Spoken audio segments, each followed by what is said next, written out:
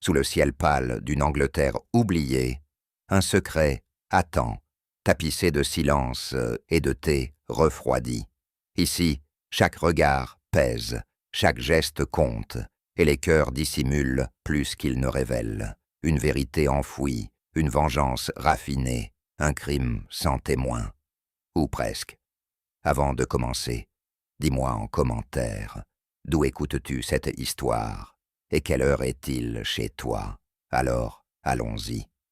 Je me souviens avec une précision presque affective du jour où Poirot reçut cette étrange lettre. Nous venions de terminer un petit déjeuner tranquille lorsqu'il leva les yeux vers moi, tenant l'enveloppe dans sa main, manucurée avec ce mélange d'élégance et de perplexité qui lui était propre. « Hastings, mon ami, écoutez ceci, je vous prie. » Il lut à voix haute. Une certaine Miss Weatherby, propriétaire d'une maison d'hôtes à Thornwick Bay, le priait de venir passer quelques jours dans sa pension. Le ton de la lettre était courtois, presque banal, si ce n'est pour une phrase énigmatique glissée à la fin. J'ai l'intuition qu'un silence est sur le point de devenir insupportable. « Voilà qui est curieux, dis-je. Vous la connaissez? Pas le moins du monde, mon ami. Mais vous conviendrez que cette phrase, elle, me connaît déjà. » Il sourit doucement et ajouta. « Et puis, avouez-le, Hastings, une maison sur la falaise, un silence trop pesant, et une lettre écrite par une main tremblée. Cela sent le mystère à plein nez. » Je n'eus rien à objecter. 2 jours plus tard, nous étions en route. Le trajet jusqu'à Thornwick Bay se fit sous une pluie insistante, presque intime. Les gouttes martelèrent les vitres de la voiture, avec la régularité d'un métronome, et le paysage défilait comme un tableau lavé de ses couleurs. Les haies détrempées, les arbres sans feuillage, les collines noyées de brume, tout semblait appartenir à une Angleterre plus ancienne, comme si nous glissions lentement hors du temps. Poirot, quant à lui, paraissait songeur. Il observait les éléments avec une expression pensive, les mains croisées sur sa canne d'ivoire. Il ne disait mot, mais je savais qu'il emmagasinait chaque détail, l'heure exacte du passage d'un train au loin, l'odeur de tourbe humide filtrant par la fenêtre entr'ouverte, le clapotement d'un ruisseau invisible. « Cette pluie, dis-je enfin, ne promet rien de bon. »« Au contraire, répondirent-ils calmement. Elle lave les apparences. Les secrets ont parfois peur de l'eau, Hastings. » Je haussai un sourcil sans répondre. Nous pénétrions dans un autre monde. La pension s'appelait Bayview House, bien qu'on ne distinguât la mer qu'à travers une brume épaisse et persistante. C'était une grande bâtisse victorienne, aux murs de pierre pâle et aux fenêtres étroites, dont certaines semblaient toujours entr'ouvertes, comme pour laisser passer des soupirs. Nous fûmes accueillis par Miss Weatherby, une femme mince, d'un âge incertain, au port droit, mais au geste nerveux. Elle nous conduisit dans un petit salon aux fauteuils bas, décoré de bibelots marins, coquillages sous cloche, baromètres, maquettes de navires. Une odeur d'encens et de laine humide flottait dans l'air. « Je suis heureuse que vous soyez venu, monsieur Poirot, même si je ne suis pas certaine de ce que je redoute. » Poirot la remercia poliment et observa la pièce du regard. Puis, tandis qu'elle s'éloignait, il me dit à voix basse. « Vous sentez cela, Hastings? L'humidité? Non, une tension. Comme si la maison retenait son souffle. » Je regardais autour de moi. Tout était calme. Et pourtant, je ne pus m'empêcher d'éprouver, moi aussi, une sorte d'attente. Ce fut dans le grand salon du rez-de-chaussée que je la vis pour la première fois. « Miss Elinor March » m'informa Miss Weatherby à mi-voix. Elle était installée dans un fauteuil à haut dossier, légèrement tournée vers une baie vitrée donnant sur les falaises.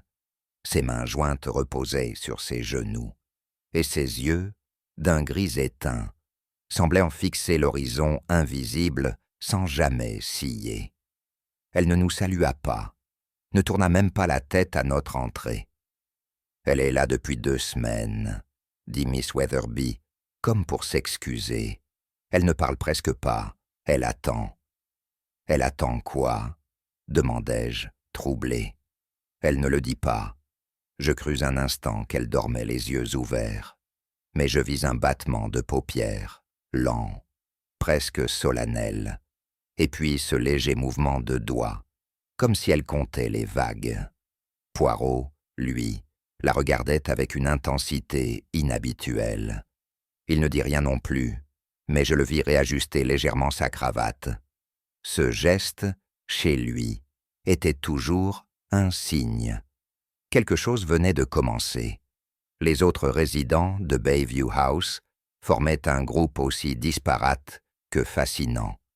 Il y avait Mr. Gilbert Sedgwick, un peintre aux manières effacées, toujours vêtu de laine grise, qui passait ses journées à dessiner sur de petits carnets de cuir. Son regard fuyait souvent, et il avait cette habitude agaçante de se toucher le menton dès qu'on lui adressait la parole.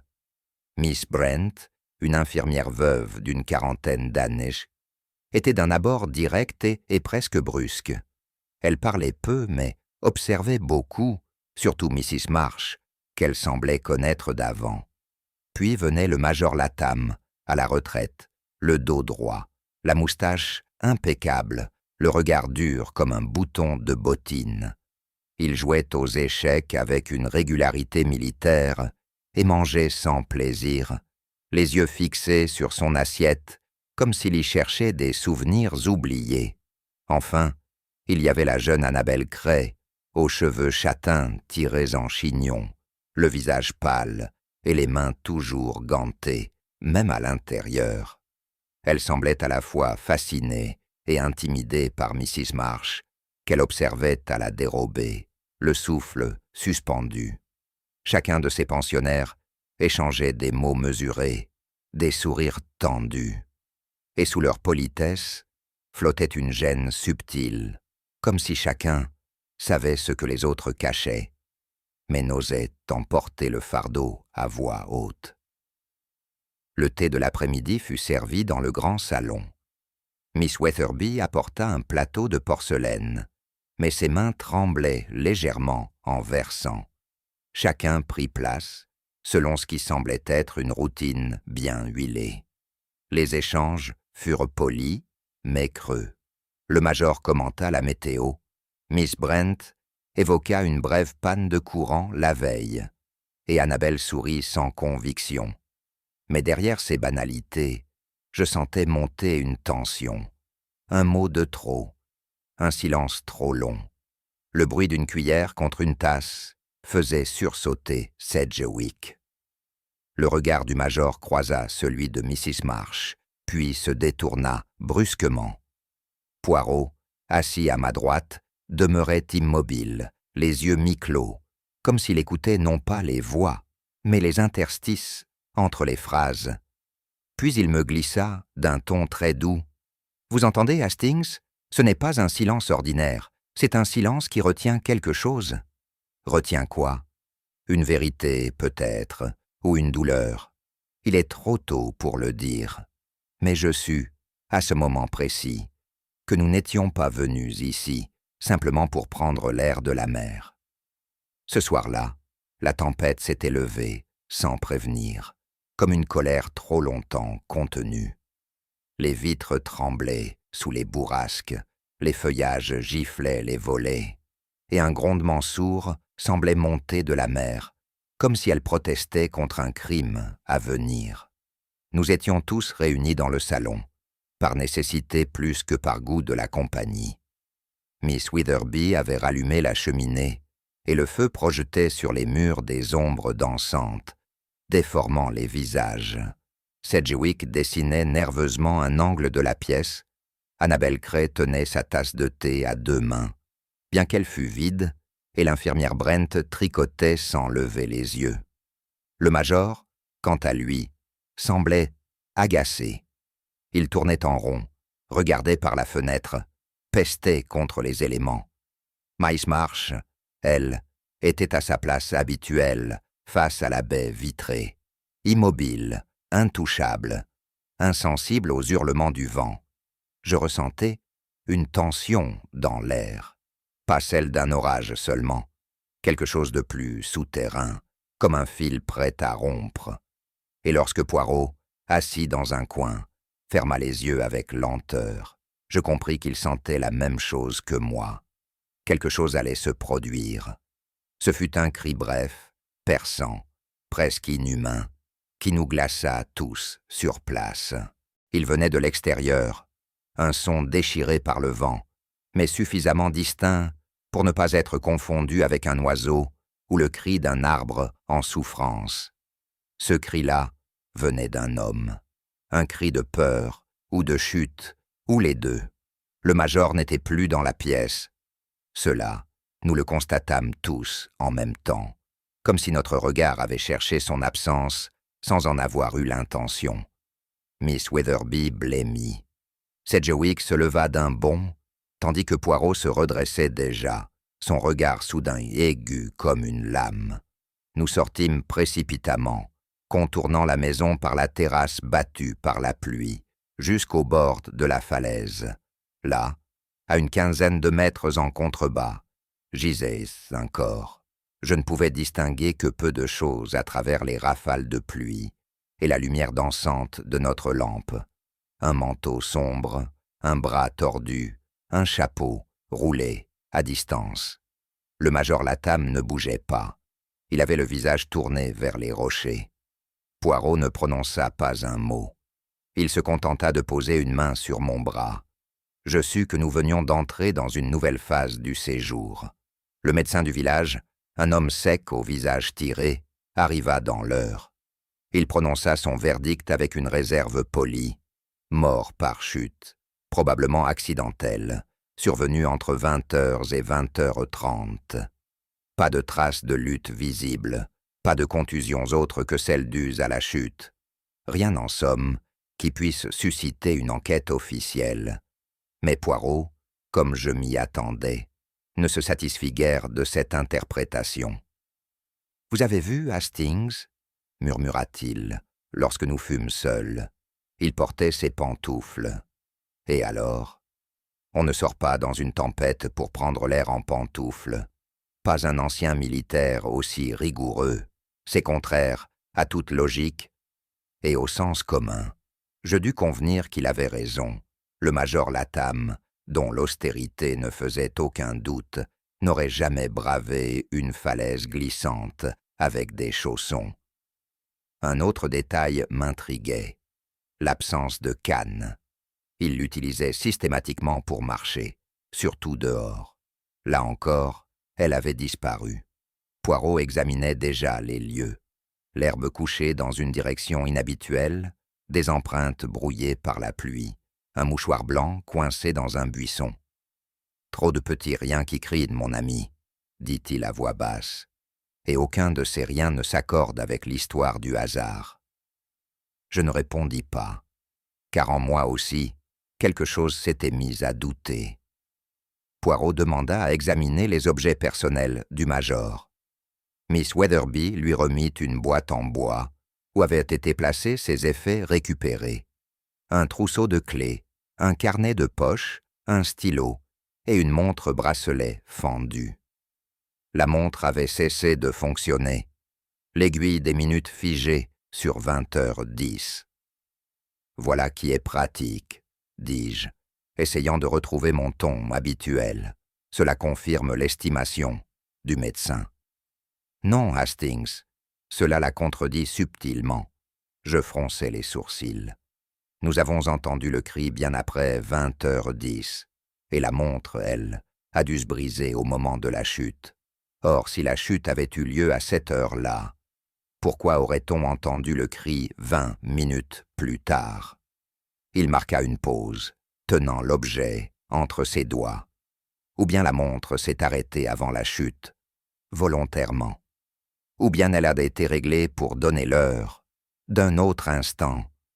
Cette idée me déplut fortement, Quelqu'un aurait-il voulu simuler une chute à un moment donné, pour égarer l'enquête? Poirot déposa la montre, pensif. Un crime peut-être bruyant, Hastings, mais un mensonge bien fabriqué, lui, est souvent silencieux. Le lendemain matin, après le petit déjeuner, Poirot demanda à s'entretenir avec Mrs. Elinor Marsh. Elle était, comme toujours, dans son fauteuil, immobile, son regard tourné vers la mer. Inexpressif, il s'assit à ses côtés, légèrement de biais, de façon à ne pas lui faire face directement. Une méthode d'approche qu'il réservait aux âmes closes. « Madame, dit-il doucement, je vous dérange peut-être, mais je crois comprendre que votre fauteuil vous offre une vue privilégiée sur les falaises. On y voit ce qu'on veut, répondit-elle sans le regarder. Sa voix était basse, un peu rauque, comme si elle venait de très loin. Et hier soir, que voyez-vous? Un long silence s'ensuivit. Elle finit par dire « Rien. La pluie était trop dense, et je n'écoute plus ce que le vent raconte. » Je crus que Poirot allait insister, mais il ne le fit pas. Il hocha lentement la tête, comme si cette absence de réponse était en soi une information cruciale. Quand nous quittâmes la pièce, je l'interrogeai à voix basse. « Vous la croyez? » « Non, répondit-il sans détour. Mais je crois qu'elle se croit elle-même, et cela, ajouta-t-il en marchant lentement vers le vestibule, est infiniment plus inquiétant. Nous reprîmes place dans le petit salon, où le feu était à nouveau allumé. Poirot restait pensif, les doigts joints, les yeux fixés sur un point invisible du tapis. J'attendis patiemment, habitué à ces silences méditatifs qui précédaient mais souvent ses plus fines observations. « Ce qui me frappe, Hastings, dit-il enfin, ce n'est pas ce que Madame Marsh a dit, c'est la précision de ce qu'elle a choisi de ne pas dire. Elle nie avoir vu quoi que ce soit. Justement, trop nettement, trop rapidement. Il y a chez elle une discipline du silence. Ce n'est pas l'oubli, c'est une stratégie. » Je restais songeur. La figure de Mrs. Marsh, figée devant la mer comme une statue, me revenait sans cesse à l'esprit. Il y avait en elle une forme de douleur, oui, mais aussi, peut-être, un contrôle glacial.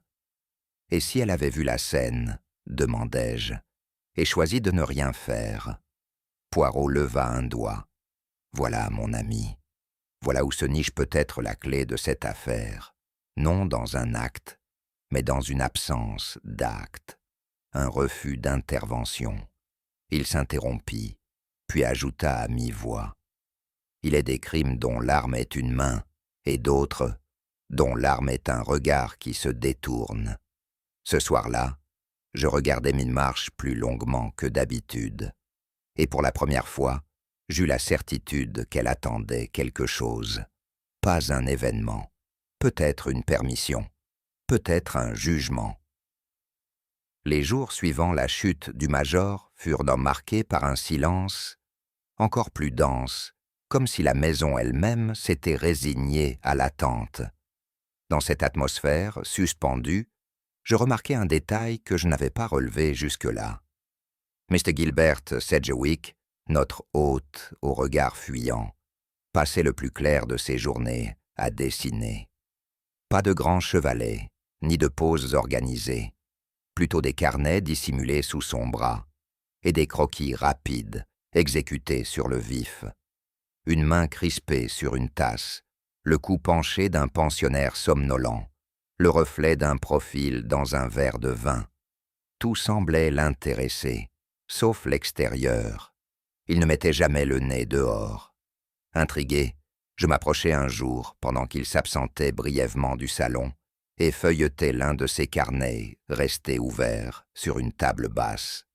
Le trait était nerveux, presque douloureux, et pourtant, il y avait là un souci du détail saisissant, une volonté de saisir plus que la posture, un instant, un malaise, une vérité enfouie. Je refermai discrètement le carnet. Ce n'était pas un artiste qui décorait son séjour. C'était un témoin qui cherchait, à travers le crayon, à retenir quelque chose que les mots ne pouvaient pas encore dire. Ce fut Poirot lui-même qui découvrit la toile. Elle reposait sur un chevalet dans un petit atelier, aménagé à l'arrière de la maison, à demi dissimulé sous une couverture en lin. « Mon ami, » dit-il en me la montrant, « venez voir ce que les artistes savent malgré eux. » Le tableau représentait le salon, vu depuis la baie vitrée. Le style était plus soigné que les croquis que j'avais vus. C'était une œuvre pensée, presque terminée.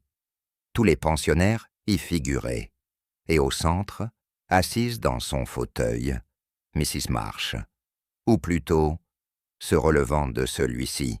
Ses mains étaient posées sur les accoudoirs, ses genoux légèrement décollés du coussin, le buste penché vers l'avant, comme saisi dans le mouvement.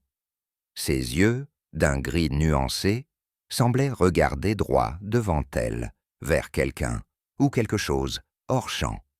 Je restais stupéfait. « Elle ne bouge jamais, » dis-je à voix basse.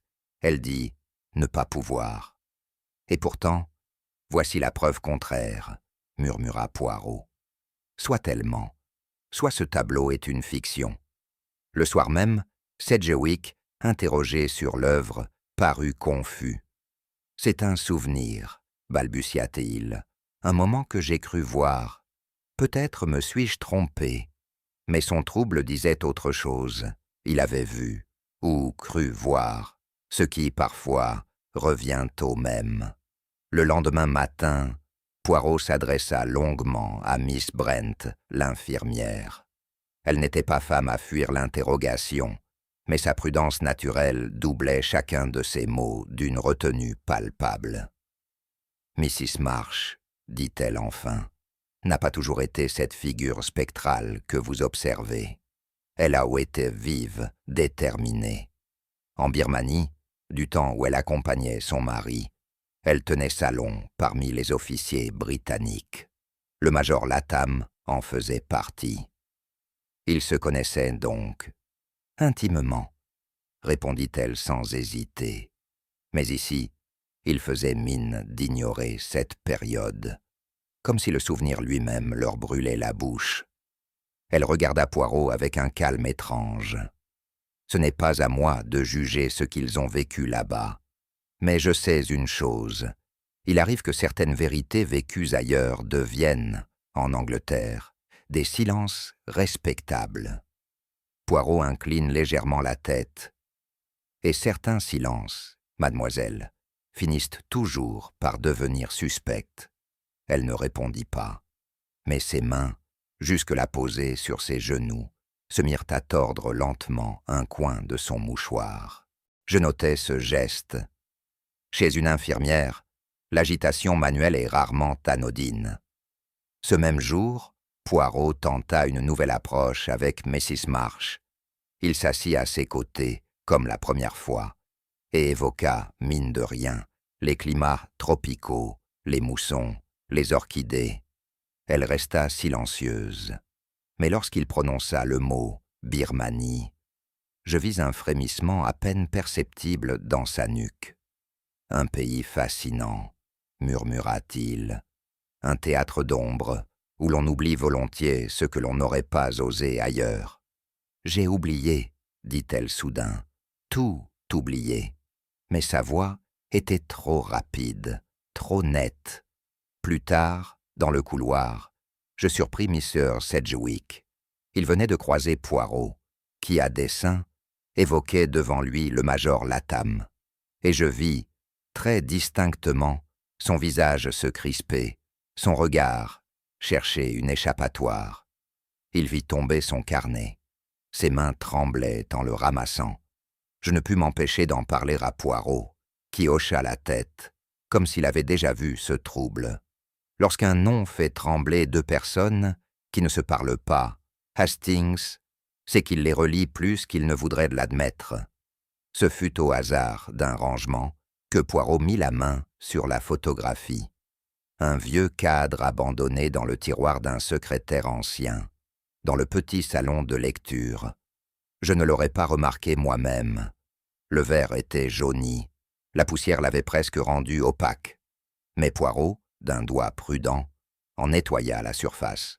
« Regardez, Hastings, ils étaient 6, 5 hommes en uniforme colonial, droits, raides, moustaches impeccables, et une femme au centre, pas jeune, pas souriante, mais droite, elle aussi, et les yeux tournés vers l'objectif avec une intensité saisissante. « C'est elle, dis-je à voix basse. Mrs. Marsh, oui, plus jeune, mais déjà dans cette posture, immobile. La photographie n'était pas datée, mais elle portait au dos une annotation manuscrite. À tous les absents, Rangoon, 1911. Poirot resta un moment silencieux, puis il glissa la photo dans sa poche intérieure. Cette image, mon ami, nous montre des vivants et désigne un mort. Lequel ? Celui qui ne figure pas, mais dont l'absence hurle. Je ne compris pas immédiatement ce qu'il voulait dire, mais je sentis que cette photo allait, d'une manière ou d'une autre, précipiter la vérité. Ce soir-là, dans notre chambre, Poirot étudia la photographie à la lumière d'une lampe de chevet. Il la regardait comme un enquêteur relisant une lettre codée. Remarquez ici, Hastings, cette main, dans le coin inférieur droit. Je plissai les yeux. Effectivement, une main entrait dans le cadre sans qu'on voie à qui elle appartenait. Elle semblait posée sur l'épaule de l'un des officiers, mais son angle était étrange. « Ce n'est pas une main militaire, » dit Poirot, « pas gantée, pas rigide. » Il tourna la photo et observa les bords. Et voyez le coin supérieur, la bordure est irrégulière. Cette image a été découpée. Pour enlever qui ? Peut-être celui qui faisait peur, ou celui qu'on voulait faire oublier. Un silence s'installa. Puis Poirot murmura « Une image peut mentir par omission, et ce qui manque est parfois plus parlant que ce qui reste. » Je restai pensif en regagnant mon lit. Dans cette maison, tout semblait figé. Les gestes, les regards, les objets. Et pourtant, derrière cette immobilité, quelque chose s'agitait. Une mémoire, une blessure, un secret. Et le vent de la mer, cette nuit-là, me sembla chuchoter un nom que je n'arrivais pas encore à entendre. Les jours qui suivirent furent marqués par une étrange accalmie, faussement paisible. Le deuil était discret, chacun semblait se garder de trop parler, comme si les mots eux-mêmes pouvaient réveiller quelque chose de trop ancien ou trop proche. Poirot, lui, ne resta pas inactif. Il entama une série de conversations, presque anodines, mais dont je devinais l'objectif réel. Il ne posait jamais les questions les plus attendues. Il préférait laisser les silences se faire, puis les regarder avec attention. Le peintre Sedgwick, interrogé sur ses habitudes de croquis, parla longuement de lumière, mais buta sur une simple question de perspective. L'infirmière Brent, abordée au sujet de ses années en service colonial, montra un intérêt marqué pour la vaisselle, au moment précis où Poirot mentionna Rangoon. Quant à Annabel Cray, elle semblait osciller entre l'impatience d'un aveu et la terreur qu'il soit entendu. Chaque pensionnaire, au fond, portait un fragment d'histoire. Mais Poirot n'écoutait pas les histoires. Il écoutait ce qu'elles évitaient de dire. « Il est des silences plus bavards que des confessions, Hastings, » me souffla-t-il un soir. « Encore faut-il savoir les traduire. » Et je commençais à entrevoir que dans cette maison, chaque silence était une pièce posée sur l'échiquier. Ce fut un soir de pluie douce que je surpris Mrs. Marsh dans le petit salon, penchée sur le poêle à charbon qui faisait face à la baie vitrée. Elle tenait à la main une enveloppe blanche, intacte, que je reconnus aussitôt pour ce qu'elle était, une lettre non encore ouverte. Je m'arrêtai sur le seuil, incertain de mon rôle dans ce moment étrange. Elle ne me regarda pas. Elle introduisit la lettre dans le feu avec un calme troublant, presque cérémoniel. Le papier se recroquevilla, noirci, disparut. Aucun tremblement dans ses doigts, aucun soupir. Juste ce geste muet, mais répété, j'en étais sûr à présent. Poirot, à qui je rapportais l'incident, hocha lentement la tête. Le feu est l'allié des cœurs honteux, Hastings, et celui des mémoires trop pleines. Mais pourquoi ne pas lire d'abord? Parce qu'elle sait déjà ce qu'elles contiennent, ou qu'elle refuse de l'apprendre. Et ce refus est, en lui-même, un indice. Il ajouta après un silence. On ne brûle pas ce qui est anodin. On brûle ce qui pourrait brûler plus encore de l'intérieur. Le lendemain matin, poussé par une curiosité que je ne m'expliquais pas tout à fait, je décidai de jeter un œil au poêle, encore tiède. À l'aide de la pince à feu, je fouillai délicatement parmi les cendres. Un fragment résista à l'incinération complète. Un coin de papier jauni, au bord calciné, mais au centre duquel un mot demeurait lisible, inscrit à l'encre noire, tremblé, comme si la main avait hésité à l'écrire « Pardon ». Je le tendis à Poirot. Il le prit avec une infinie précaution. Écrit de cette manière, ce mot ne demande pas, il confesse. Je sentis un frisson me parcourir. Ce mot, ainsi arraché au silence, était une porte entr'ouverte. Mais vers quoi? Vers une faute ancienne, une promesse rompue, un amour sacrifié? Poirot le glissa dans son portefeuille comme un bijou fragile. Ce pardon, Hastings, n'a pas été envoyé pour être lu. Il a été écrit pour être détruit. Cela signifie que l'auteur ne voulait pas qu'on lui réponde. Je restais songeur. Un mot qui voulait s'effacer, mais qu'on avait sauvé. Peut-être, me dis-je, qu'il existait des vérités qui ne demandaient qu'à rester enfouies, et que nous venions, sans le vouloir, de réveiller. Ce fut Annabel Cray, étrangement, qui vint trouver Poirot, en fin d'après-midi, dans la bibliothèque. Elle paraissait nerveuse, les mains jointes, les lèvres trop rouges pour un visage si pâle. « Monsieur Poirot, je dois vous parler. » Poirot l'invita à s'asseoir, avec cette politesse impeccable qui ouvrait les cœurs sans jamais forcer. Elle hésita longuement, puis se lança. « J'ai entendu une dispute, la veille, avant que le major ne tombe. Mimarche et lui, dans le petit salon, ils se sont parlé comme des ennemis. Que disaient-ils? Elle se mordit la lèvre. Il l'a traitée de lâche, et elle a dit qu'elle n'avait rien oublié, qu'elle avait tout payé déjà. Elle s'interrompit, les yeux brillants. Poirot attendit, sans un mot.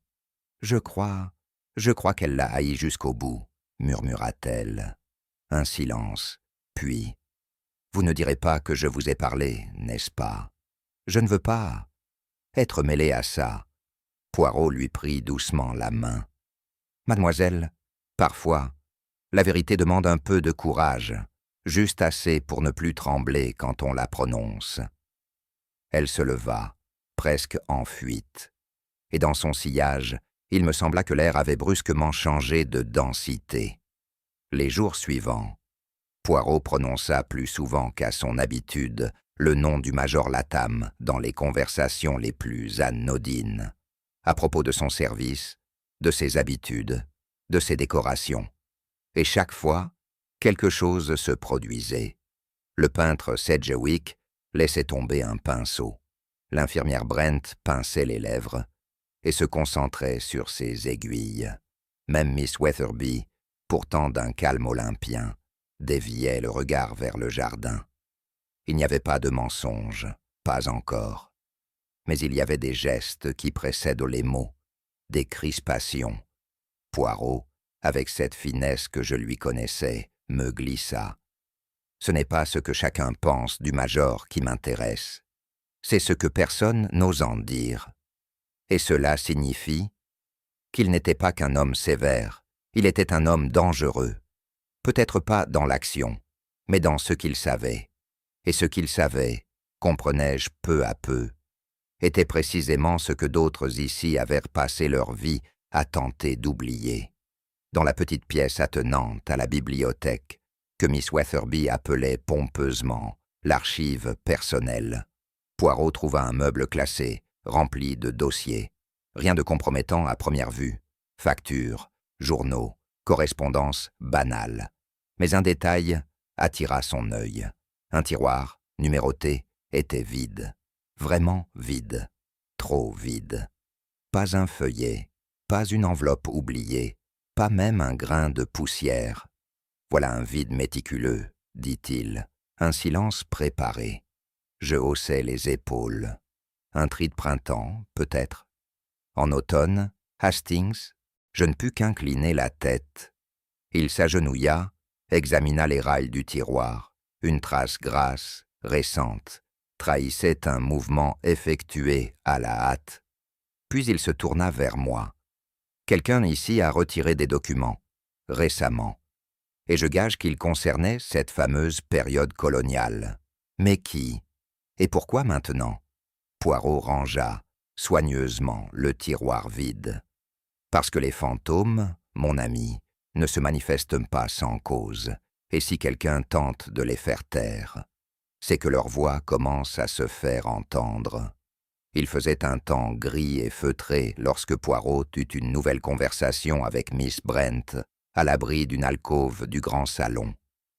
La pluie ruisselait doucement contre les vitres, comme si elle lavait les souvenirs à contre-cœur. Elle hésita, mais finit par parler, d'une voix ferme et lasse à la fois. « Oui, dit-elle, mes Marsh et le major Latham ont partagé plus que des souvenirs coloniaux. Jadis, en Birmanie, ils se sont aimés. Ou plutôt, elle l'a aimé. » Poirot la regarda avec cette acuité tranquille qui rendait toute dissimulation inutile. Et lui? Il a profité de son admiration, mais il ne lui a jamais rendu. Le major avait le don de séduire sans aimer. Et Mrs. Marsh était jeune, vulnérable. Le mariage est venu, avec un autre. Et tout a été recouvert d'un silence respectable. Elle eut un sourire bref, sans chaleur. C'était un autre monde. On ne pardonnait pas aux femmes d'avoir des sentiments, surtout s'ils n'étaient pas autorisés. Poirot baissa la tête en signe de respect. « Merci, mademoiselle. Ce que vous venez de dire donne une couleur aux ombres. Et moi, j'entendis, pour la première fois, dans les silences de Mrs. Marsh, l'écho lointain d'un cœur trahi. Depuis la mort du major, Mr. Sedgwick était devenu plus ombrageux encore. Il évitait les salons aux heures de rassemblement, s'isolait dans des pièces secondaires, et détournait les yeux à chaque mention du défunt. Je l'observais un après-midi, alors qu'il traversait le couloir. Ses gestes étaient saccadés, sa chemise boutonnée de travers, et il semblait parler seul à voix basse. Lorsqu'il me vit, il tressaillit, puis tenta un sourire maladroit. « Le vent, dit-il. Il souffle fort aujourd'hui, n'est-ce pas? »« Très fort, répondis-je. » « Assez pour faire tomber un homme ?» Il pâlit, puis s'éclipsa sans demander son reste.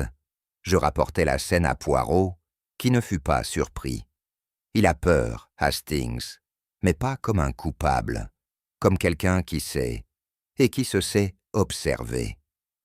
Par qui? Par sa propre conscience, peut-être, ou par celui qui l'utilise comme paravent. Je ne pus m'empêcher de penser à cette toile, montrant Mrs. Marsh se relevant. Et si Sedgwick n'était ni peintre ni suspect, mais témoin involontaire d'une vérité qu'il n'avait pas su nommer, ce fut Miss Weatherby qui nous apporta l'objet. Elle avait hésité, dit-elle, pensant que ce n'était qu'un détail sans importance. Mais sa conscience l'avait finalement poussée à agir. Il s'agissait d'un mouchoir en lin finement brodé, aux initiales GS, trouvé coincé dans un buisson près de la falaise, précisément à l'endroit où le major avait été découvert. Je l'ai lavé. dit-elle naïvement. « Je ne pensais pas. » Poirot l'interrompit d'un geste doux. « Cela n'a pas d'importance, mademoiselle. Le fait qu'il ait été là est ce qui compte. » Nous examinâmes le tissu. Il avait été plié avec soin, pas chiffonné, pas tombé au hasard, déposé, délibérément. Je sentis le sol se dérober sous mes pieds. Vous pensez que Sedgwick était sur place, qu'il a vu quelque chose, ou qu'il a agi? Poirot ne répondit pas tout de suite. Il fit tourner le mouchoir entre ses doigts. Je pense surtout, Hastings, que ce mouchoir ne devrait pas être là, et que justement, il y est, parce que quelqu'un voulait qu'on le trouve. Vous insinuez. Je dis seulement ceci. Parfois, le vrai message n'est pas dans ce qu'on découvre, mais dans la manière dont on nous le laisse découvrir. Les éléments semblaient s'assembler comme les pièces d'un puzzle, trop soigneusement découpées. Un mobile, la jalousie, un caractère, instable, solitaire, ombrageux, un indice, le mouchoir, brodé à ses initiales, retrouvé près du lieu du drame, et un motif, l'amour silencieux, pour une femme, autrefois, aimée par la victime. Tout pointait vers Gilbert Sedgwick, et pourtant, plus les faits s'alignaient, plus Poirot semblait s'en détacher. « C'est trop net, Hastings, » dit-il en marchant lentement sur la terrasse. « La logique est parfaite, mais la perfection, en matière criminelle, est presque toujours une fabrication. Vous pensez qu'il est innocent? Je pense que tout ici est trop commode, comme une scène installée pour un regard extérieur, le mouchoir, l'attitude fuyante, la rivalité. Ce sont les ingrédients d'un scénario que l'on veut nous faire jouer. » Je restais silencieux, observant le peintre qui, au loin, errait près du jardin, les mains dans les poches, comme un homme cherchant sa place.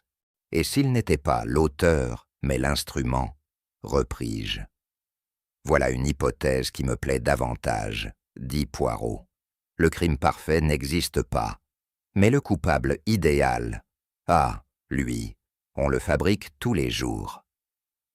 Je regardai une dernière fois ce pauvre Sedgwick, et je ne vis plus un meurtrier, mais une silhouette soigneusement poussée vers le bord. J'avoue qu'un temps, moi aussi, je crus à la culpabilité de Sedgwick. L'idée d'un triangle amoureux, la femme autrefois aimée, le rival dominateur, l'amant silencieux, me semblait d'une logique limpide. Je me souvenais du regard du peintre lorsqu'il croisait Mrs. Marsh, un mélange de gêne, d'adoration contenue et de fatigue morale. Je revis aussi sa main tremblante, son mutisme croissant depuis la chute du major.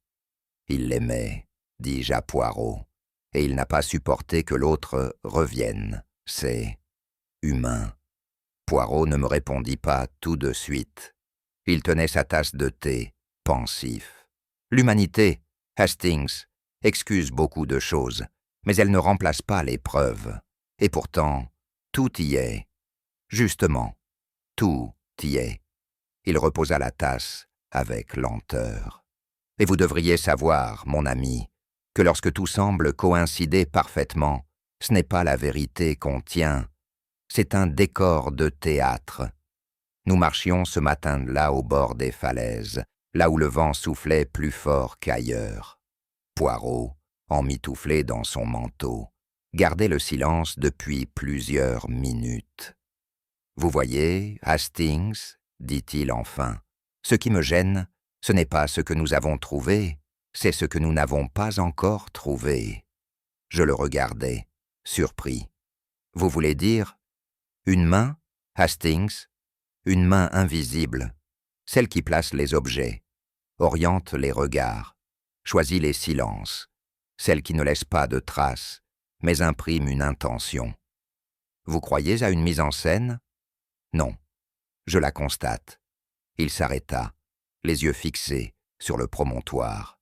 « Sedgwick n'est pas un meurtrier, il est un pion, et celui qui l'utilise est beaucoup plus dangereux, parce qu'il agite en silence. Je suivis son regard. Et si ce n'était pas l'amour, mais un tout autre moteur? Il me regarda longuement. Nous ne sommes plus dans un crime de passion, Hastings.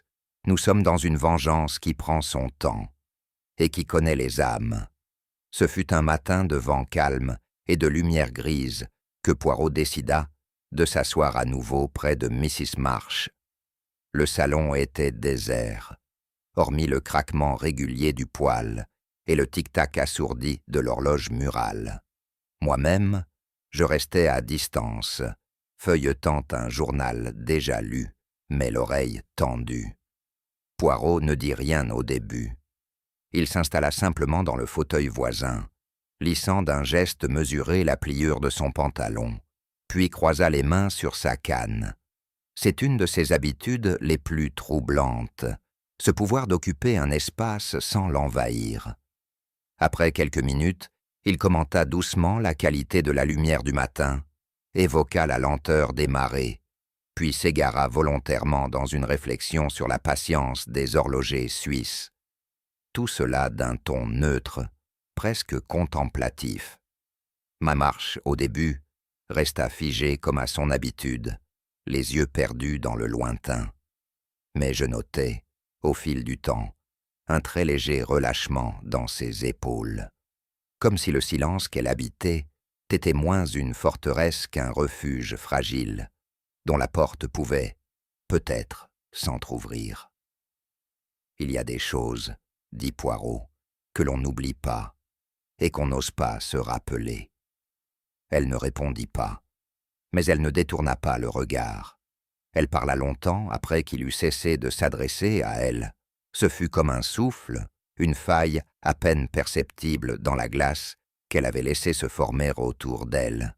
« Ce n'est pas une maladie, murmura-t-elle. Ce que j'ai. » Poirot ne dit rien. Il savait, mieux que quiconque, que certaines vérités ne surgissent que dans le vide du commentaire. J'ai décidé de ne plus bouger. Un jour, j'ai compris que le moindre geste pouvait tout faire basculer. Alors j'ai cessé. J'ai laissé le monde s'agiter autour de moi.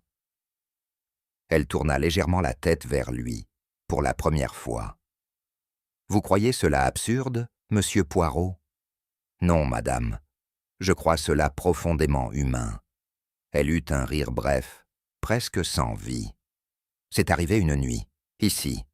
J'étais seul, le vent hurlait contre les fenêtres, et je me suis dit, si je ne bouge pas, rien ne pourra recommencer. » Je l'écoutais, retenant mon souffle.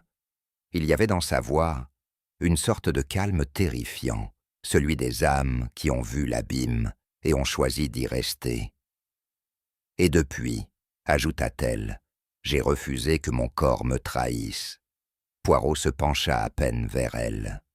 « Et votre esprit, madame, lui aussi vous obéit. » Elle baissa les yeux, et pendant un instant, je crus que son visage allait s'effondrer.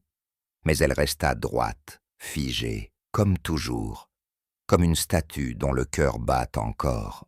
Ce fut Poirot qui évoqua la Birmanie, d'une voix si douce qu'elle aurait pu appartenir à un souvenir. Elle tressaillit. « Ne prononcez pas ce nom, dit-elle d'une voix blanche. C'est un pays qui me hante. » Il attendit. « C'était là-bas, reprit-elle, le major. Il commandait notre détachement. J'étais l'épouse d'un fonctionnaire, mais lui, il régnait. » Elle s'interrompit, et je vis dans ses yeux quelque chose que je n'oublierai jamais. Pas de larmes, mais une forme de fatigue ancienne, comme si elle portait le poids d'un monde effondré. « Il m'a laissée pour morte, » dit-elle enfin. Je crus n'avoir pas bien entendu. « Comment cela ?» demandai-je, à demi-voix.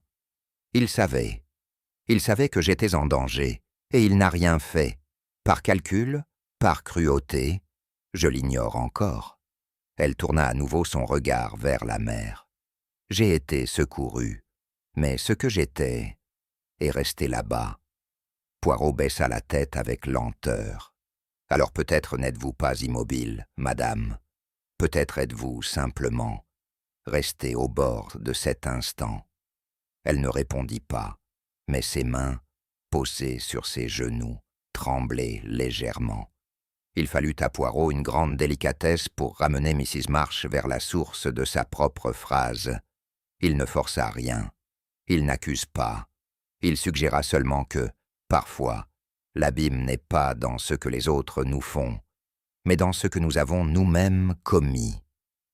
Elle pâlit davantage, si cela était encore possible, puis son regard glissa vers ses mains, posées sur ses genoux, comme deux objets étrangers. « Il n'a pas menti, dit-elle enfin.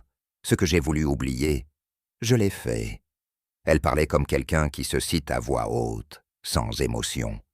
Nous étions dans une ville du Nord, les tensions locales s'aggravaient. Il y avait un homme, un interprète, fidèle, discret. Il savait quelque chose sur moi, quelque chose d'ancien, de personnel. Il n'avait pas menacé, il avait simplement vu. Elle marqua une pause. Alors j'ai laissé entendre au major qu'il collaborait avec les insurgés. Je me redressai, le cœur battant. Il a été arrêté, et il a disparu. Elle ne pleura pas. Elle énonçait sa faute comme une sentence déjà rendue. Je n'ai jamais su ce qu'il est devenu, mais je sais ce que j'ai fait, par peur, par lâcheté, pour sauver ce que je croyais être ma vie. Poirot, la voix très basse, dit simplement « Vous avez trahi un innocent ». Elle acquiesça sans trembler. Et le major, lui, m'a fait payer ce silence. Toute ma vie. Nous étions sortis du salon. Mrs. March ne parlait plus, mais ses mots semblaient encore suspendus entre les murs. Poirot et moi marchions dans le couloir, lentement, comme si chaque pas risquait d'éveiller un souvenir. « Vous comprenez, Hastings » murmura-t-il, « ce n'est pas un chantage classique. Le major n'a jamais demandé d'argent, ni même d'aveu. Il a gardé ce secret comme on garde une arme dans une vitrine. » Je hochai la tête. Pour la maintenir sous contrôle? Pas uniquement. Pour l'humilier. Pour qu'elle se punisse elle-même.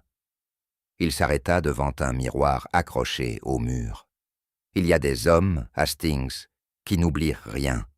Pas par justice, mais par besoin de supériorité morale. Je repensais à la figure du major Latham, raide, austère, cassante. Un homme de principe, disait-il. Mais peut-être était-ce justement cela qui l'avait rendu impitoyable. Il ne l'a jamais dénoncé, dis-je, parce que la voir s'éteindre peu à peu lui suffisait. Il la tenait sous sa coupe, sans mot dire, comme un fantôme à qui l'on refuse le repos. Je regardais Poirot. Et maintenant qu'il est mort, elle ne sait plus qui la condamne, lui ou elle-même. Et dans cette confusion, sans doute, résidait la véritable tragédie. Je n'avais jamais imaginé que l'immobilité pût être une forme de supplice, mais ce que Poirot m'expliqua ensuite me glaça plus profondément qu'un crime sanglant. Chaque jour, Hastings, elle s'assoit, elle regarde la mer, et elle refuse le moindre geste. Pour expier? Non, pour empêcher. Empêcher que quelque chose recommence, que le monde la sollicite, que la vie lui tende la main. Je restais silencieux, songeant au fauteuil, à la laine grise de son châle, à la position toujours identique de ses mains. « C'est une prison, dis-je enfin. »« C'est pire, répondit-il doucement. C'est un tribunal dont elle est à la fois la juge et l'accusée. » Je compris alors que cette femme ne fuyait pas le passé. Elle l'avait installé face à elle, chaque jour, sans lui accorder le moindre pardon. Et le major, jusqu'à sa mort, n'avait rien fait pour éteindre ce feu.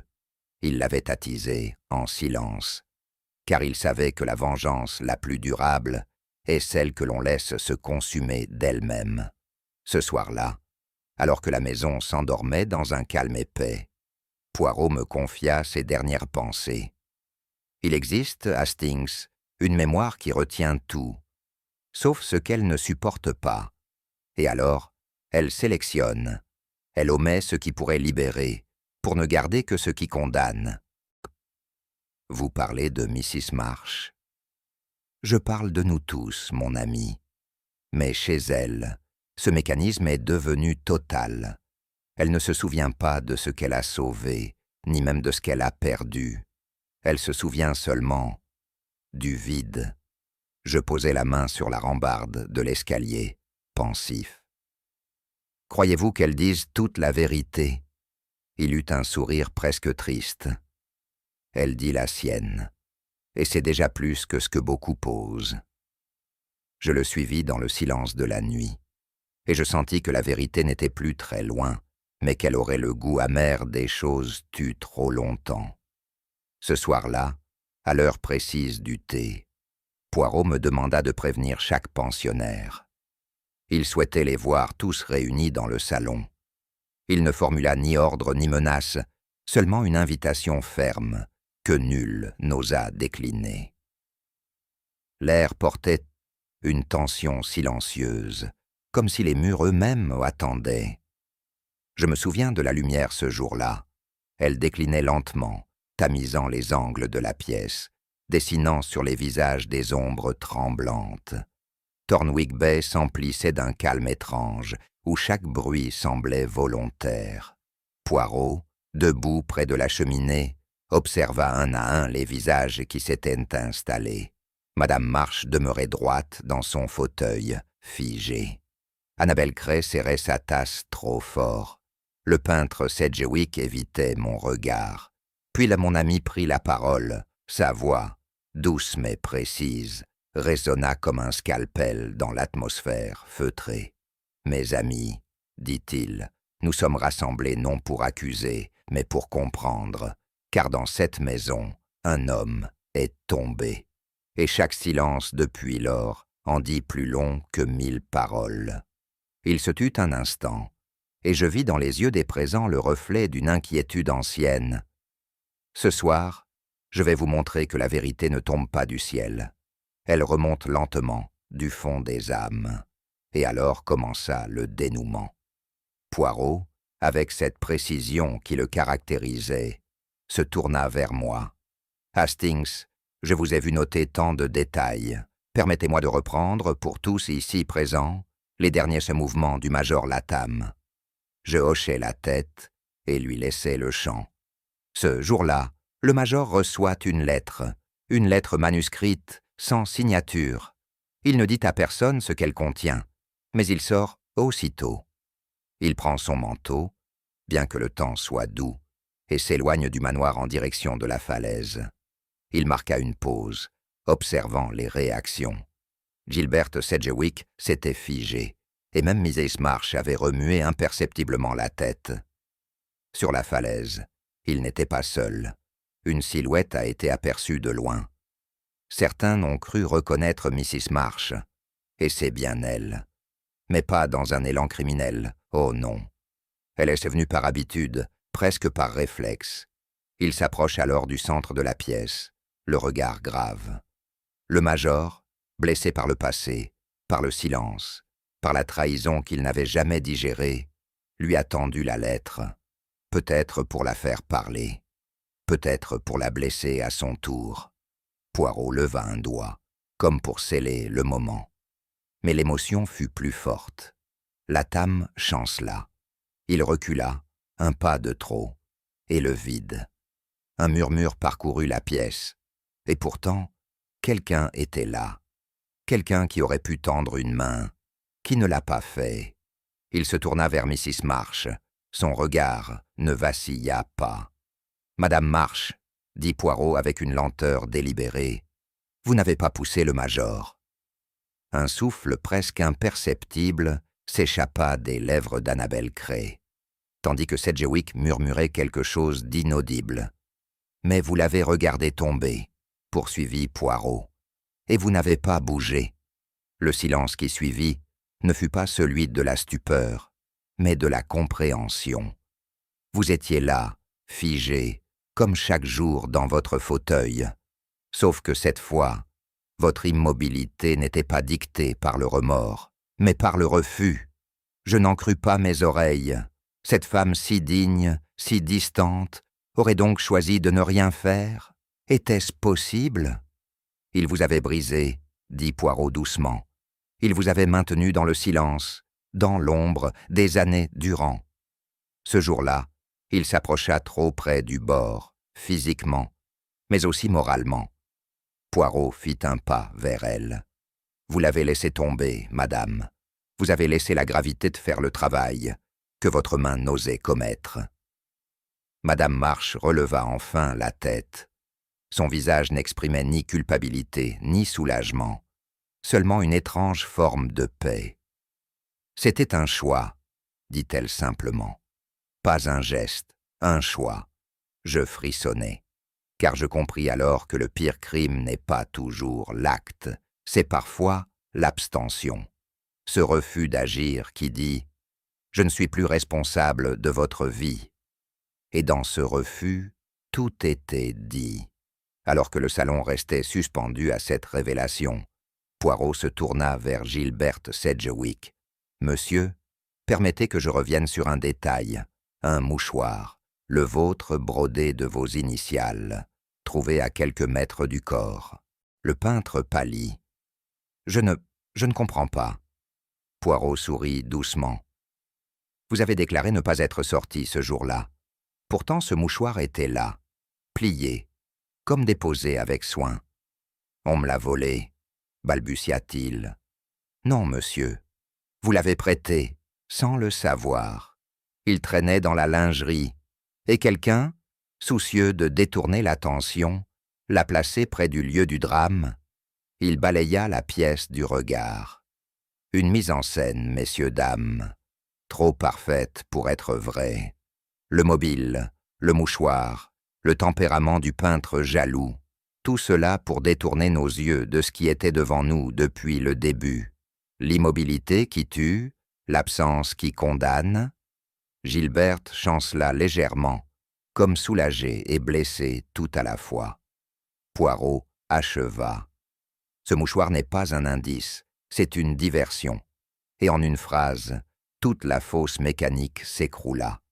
Mais alors que le silence pesait encore sur les aveux de Mrs. March, Poirot fit ce que je n'attendais pas. Il se détourna d'elle. « Il est un autre silence, dit-il, plus dangereux encore que l'immobilité. Un silence agissant. » Tous les regards se tournèrent vers Annabel Cray. Elle s'était jusqu'alors tenue en retrait, offrant des réponses mesurées, jamais inutiles, jamais trop généreuses non plus. « Mademoiselle Cray, poursuivit mon ami, vous êtes arrivée ici comme une présence discrète, presque invisible. Mais depuis votre venue, vous avez guidé les soupçons sans jamais les attirer sur vous-même. » Elle ne répondit pas. Son regard s'était abaissé vers sa tasse, figé dans ses mains fines. « Vous avez évoqué la dureté du major, son passé colonial. Vous avez souligné, mine de rien, les tensions avec Mrs. March, avec Sedgewick. À chaque fois, vous plantiez un doute, jamais une accusation. » Il se tut un instant. « Et pourtant, vous connaissiez l'homme, mieux que vous ne l'avez laissé paraître, n'est-ce pas ?» Elle releva lentement les yeux, et dans ce regard sombre, je crus percevoir quelque chose de plus ancien que la rancune, une blessure ancienne, encore ouverte. Poirot ne souriait pas. Il avait le visage d'un juge tranquille. « Vous n'avez pas tué, mademoiselle, mais vous avez soufflé sur les braises, et le feu a pris. » Annabel ne parla pas tout de suite. Sa mâchoire se crispa légèrement. Puis, d'une voix étouffée, elle dit « Mon père s'appelait Harold Cray, capitaine dans l'armée britannique, mort en Birmanie, en 1921. » Elle se tourna vers Poirot, le visage pâle, mais les yeux durs. « Je n'avais que 6 ans, mais j'ai grandi avec un dossier, des lettres, des souvenirs déchirés. J'ai appris que mon père avait été abandonné lors d'une opération de repli. Officiellement, un sacrifice stratégique, en réalité, un ordre du major Latham. » Poirot l'écoutait sans un mot. Ma mère ne s'en est jamais remise. Et moi, j'ai hérité d'un nom sans père, d'une enfance en ruine, et d'une mère qui murmurait chaque nuit le nom de celui qui avait signé leur malheur. Elle marqua une pause, puis poursuivit. Quand j'ai su que le major Latham séjournait ici, affaibli, méprisé, oublié, je suis venu. Je voulais comprendre, peut-être lui parler, peut-être le haïr en face. Elle se leva lentement. Mais je n'ai pas eu besoin de le toucher. J'ai observé, j'ai écouté, et j'ai dit ce qu'il fallait, à qui il fallait. Son regard croisa celui de Mrs. Marsh, puis celui de Sedgewick. Ce n'est pas moi qui l'ai poussé, ce n'est pas moi qui l'ai laissé tomber, mais je savais que ces tensions suffiraient. Je les ai nourries, silencieusement. Poirot hocha la tête. Une vengeance sans armes, un poison sans odeur. Voilà votre méthode, mademoiselle. Et moi, je sentis un frisson glacé me parcourir l'échine. Poirot, toujours calme, reprit. Vous n'avez jamais touché au major, mademoiselle Cray, mais vous avez agi sur les autres comme un chef d'orchestre silencieux. Il tourna légèrement la tête vers Mrs. Marsh. Vous saviez que cette femme portait en elle une faute, qu'elle vivait suspendue entre silence et douleur. Vous avez réactivé ce qu'elle s'efforçait d'oublier. Puis vers Sedgewick, vous avez suggéré, habilement, qu'il était observé, jugé, soupçonné. Vous avez fait du mouchoir un outil parfait, une diversion. Elle restait droite, presque fière, sans une larme. Et le major lui-même, dit Poirot, vous l'avez amené à cette falaise par une lettre écrite de votre main, usurpant une autre plume. Vous saviez ce qu'il attendait. Vous saviez ce qu'il redoutait. Vous l'avez laissé y faire face, seul. Annabelle ne répondit pas, mais dans son silence, il y avait quelque chose d'assumé. La vengeance, dit Poirot, ne porte pas toujours de couteau. Parfois, elle parle à peine. Elle souffle, elle insinue, elle attend. Il s'approche d'elle, sans hostilité. Vous êtes intelligente, mademoiselle, et blessée. Vous avez joué une partition d'ombre, et le major est tombé, non sous vos mains, mais sous vos murmures. Elle baissa enfin les yeux. J'ai voulu qu'il sache, qu'il sente ce que c'est d'être abandonné. J'ai voulu qu'il tombe dans sa solitude. Et dans cette phrase, il n'y avait pas de triomphe, seulement la lassitude de celle qui, après avoir vengé, ne retrouve pas la paix. Lorsque Poirot se tourna vers moi, le salon était resté silencieux, comme s'il retenait sa propre respiration. « Hastings, dit-il avec une douceur grave, il est des crimes dont la justice ne sait que faire, car ils ne relèvent ni du tribunal ni du pistolet. » Il se redressa légèrement, comme pour clore le cercle invisible qu'il venait de tracer. Ce soir, nous avons vu deux femmes, l'une a agi sans geste, l'autre sans contact. Mais toutes deux ont fait pencher la balance. Il fit quelques pas dans la pièce. Madame Marsh, figée dans une pénitence muette, s'est refusée au pardon, à elle-même autant qu'au major. Elle a laissé le destin accomplir ce qu'elle n'osait décider. Il se tourna vers Annabelle. Mademoiselle Cray, quant à elle, a soufflé sur les braises du passé, jusqu'à en faire une tempête. Elle n'a pas frappé, mais elle a visé. Elle n'a pas crié, mais elle a dit ce qu'il fallait, au moment voulu. Un long silence suivit ces paroles. Puis Poirot conclut. La justice, messieurs, dames, punit les actes, mais l'âme punit le silence, et parfois, c'est bien plus long. Je ne pus qu'acquiescer, car dans cette maison, ce soir-là, deux femmes portèrent désormais un fardeau. L'une, celui d'un choix muet, l'autre, celui d'une vengeance consommée. Et nul ne pouvait dire laquelle souffrirait le plus longtemps.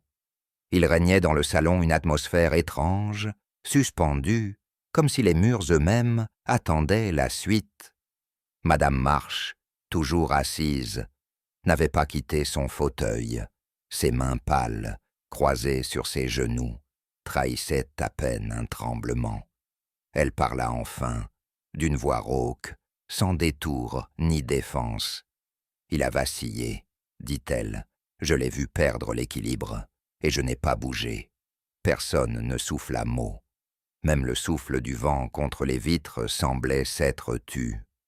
J'aurais pu tendre la main, un pas, un geste, mais je suis resté là, comme figé, comme si tout ce que j'avais contenu pendant tant d'années s'était condensé en une seule seconde d'inaction.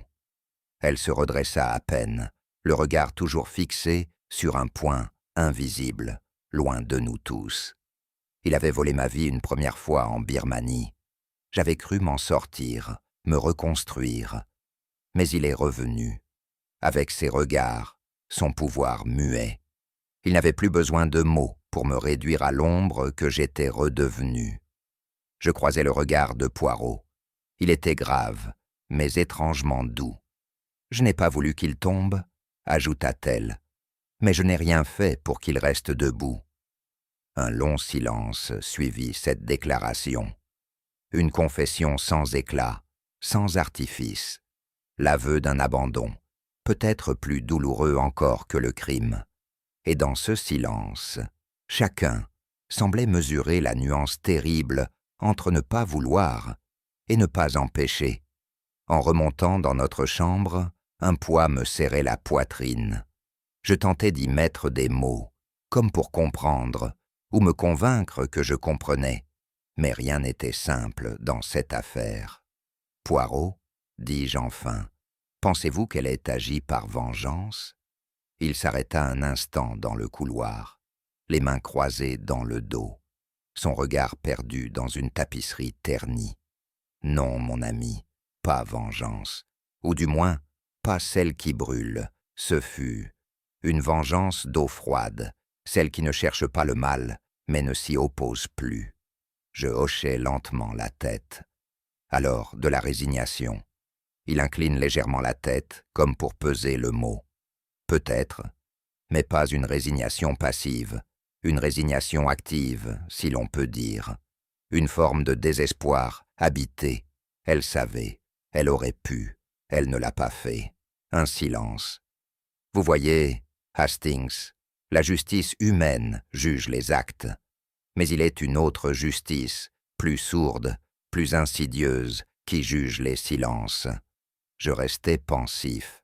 Cette femme ne m'inspirait ni haine ni compassion, seulement une immense tristesse, comme si elle n'avait jamais été vraiment libre, ni avant, ni pendant, ni après. Poirot reprit sa marche. Le major Latham est mort d'une chute, mais il était déjà tombé dans le regard de deux femmes, et là, personne ne l'a relevé. Le lendemain, peu après le petit déjeuner, deux agents en civil franchirent les grilles de Thornwick Bay. Leur présence, bien que discrète, éveilla aussitôt les murmures dans les couloirs.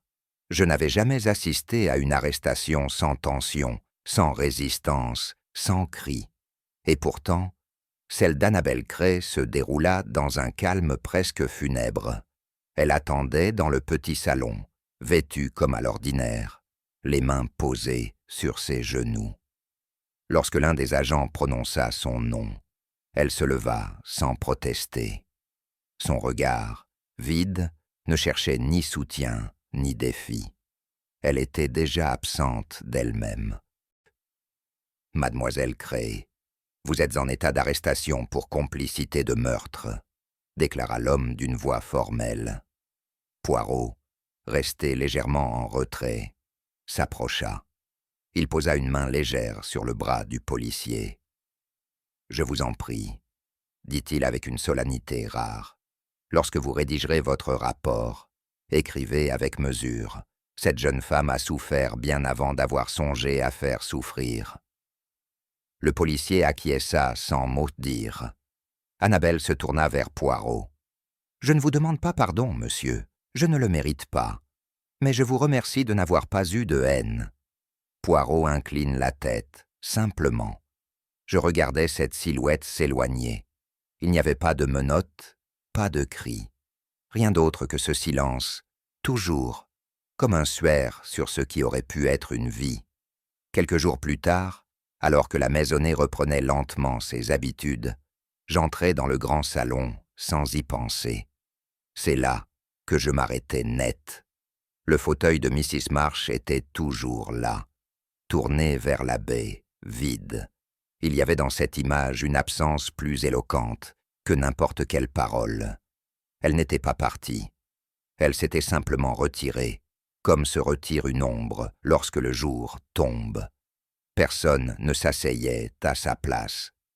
Par respect, ou peut-être par crainte d'y entendre encore son silence. Poirot me rejoignit. Il ne dit rien tout de suite, puis, très doucement. Il est des fauteuils qui deviennent des confessions. Celui-ci en est un. Je me contentais d'acquiescer. « Elle ne reviendra pas ?» demandai-je. « Non, Hastings, elle est partie pour Londres, m'a-t-on dit. Elle cherche, paraît-il, une clinique privée pour les âmes épuisées. » Je ressentis alors un étrange vide, comme si toute cette affaire m'avait laissé plus lourd et plus seul qu'avant. Poirot posa une main sur mon épaule.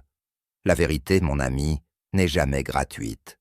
Elle éclaire, oui, mais elle brûle aussi. » Je regardais à nouveau le fauteuil vide et je pensais à tous ces mots qu'on n'avait jamais prononcés, et au silence qui, parfois, sont les vérités les plus lourdes à porter. Le séjour à Thornwick Bay s'acheva sans éclat. Ni pluie battante, ni départ théâtral, seulement le reflux paisible des jours, comme si les événements passés n'avaient jamais eu lieu. Mais moi, je savais. Je portais en moi cette impression d'avoir assisté à un drame si intime, si enfoui, qu'il en devenait presque invisible. Je me surpris à repenser aux paroles non dites, aux regards échappés, aux mains qui tremblaient sans jamais saisir. Le vrai crime, songeai-je, n'avait peut-être pas été la chute, ni même les silences. C'était cette lente corrosion des âmes, ce poison diffus, insidieux, qui s'insinue dans les plis du quotidien et vous empêche d'aimer sans peur. La justice, dans cette affaire, n'avait pas eu de clair triomphe. Aucun des visages que nous avions côtoyés n'en sortirait vraiment indemne. Il ne restait que des absences, comme des empreintes dans le sable, prêtes à disparaître avec la prochaine marée. Je compris alors que tous les drames ne laissaient pas de sang sur les murs, ni de larmes sur les joues. Certains ne laissent qu'une ombre qui s'attarde dans les pièces vides et les mémoires troublées. Et moi, Hastings, j'en avais été le témoin, muet, parfois aveugle, mais désormais incapable d'oublier. Ce fut la veille de notre départ que Poirot m'invita à partager un dernier thé dans le petit salon privé de l'auberge. L'heure était douce et la lumière se faisait timide.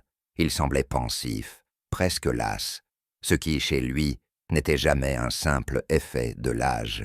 « Mon ami, » dit-il après un long silence, « cette affaire m'a troublé plus que je ne l'aurais cru. » Je relevai les yeux, surpris.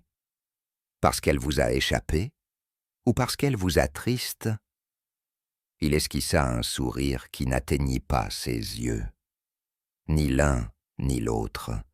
Elle ne m'a pas échappé, mais elle m'a révélé quelque chose de plus dérangeant qu'une simple faute.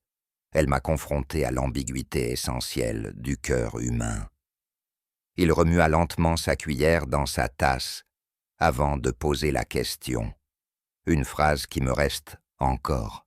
« Hastings, dites-moi, est-ce là le crime d'une femme qui a trop souffert, ou celui d'une femme qui n'a jamais su aimer ?» Je n'osais répondre. Il poursuivit, plus bas. « Le droit punit les actes, mais la vie punit ce que le cœur n'a pas su donner, le manque de bonté, le refus d'oser aimer.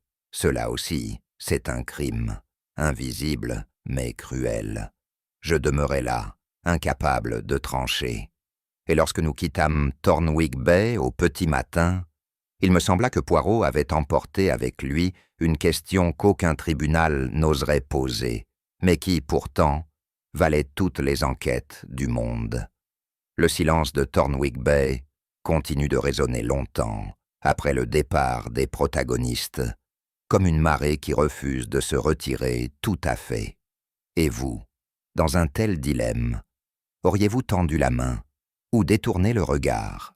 Si cette histoire vous a touché, n'hésitez pas à la liker, la commenter et vous abonner pour découvrir d'autres énigmes tissées dans l'ombre. Car certains secrets, même révélés, continuent de murmurer doucement au creux de notre mémoire.